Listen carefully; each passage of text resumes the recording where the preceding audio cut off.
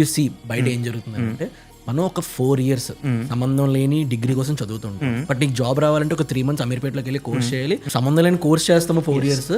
మనకి ఏదైతే ఫీడ్ చేస్తుందో దానికోసం జస్ట్ 3 to 6 months మాత్రమే స్పెండ్ చేసి అమీర్పేటలో కోర్స్ చేస్తాం. How do you see this? ఒక ఇన్స్టిట్యూషన్లో జాయిన్ అవుతున్నప్పుడు, స్కూల్లో జాయిన్ అవుతున్నప్పుడు కానీ, కాలేజ్లో జాయిన్ అవుతున్నప్పుడు కానీ దాన్ని క్వశ్చన్ చేయము ఆ సిస్టమ్ని. అసలుకి నేను ఎందుకు జాయిన్ అవుతున్నాను, వీళ్ళు నాకు ఏం నేర్పిస్తారు, లేకపోతే దీని నుండి నాకు వచ్చే వాల్యూ ఏంటి అనేది అసలు మనం క్వశ్చన్ చేయం. ఇంజనీరింగ్ కాలేజెస్లో జాయిన్ అవ్వడం వల్ల వాళ్ళకి ఏ స్కిల్స్ బిల్డ్ అవ్వవు అని తెలియని వాళ్ళు ప్రపంచంలో లేరు. అయినా సరే అందరూ వెళ్ళి జాయిన్ అవుతున్నారు కదా.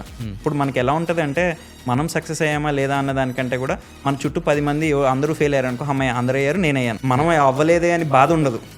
నేను ఇక్కడ నేను జాయిన్ అయ్యి నా టైం వేస్ట్ చేసుకుంటున్నాను, నేను జాయిన్ అయ్యి నా డబ్బులు వేస్ట్ చేస్తున్నాను, లేకపోతే మా పేరెంట్స్ నా మీద ఇన్వెస్ట్ చేసింది ఇది వేస్ట్ చేస్తున్నారు అనేది ఆలోచించరు. ఒక హర్డ్ మెంటాలిటీ మొత్తం అంతా కూడా ప్రపంచం అంతా వర్క్ అయ్యేది ఏంటి అంటే హర్డ్ మెంటాలిటీ తోటే వర్క్ అవుతూ ఉంటుంది.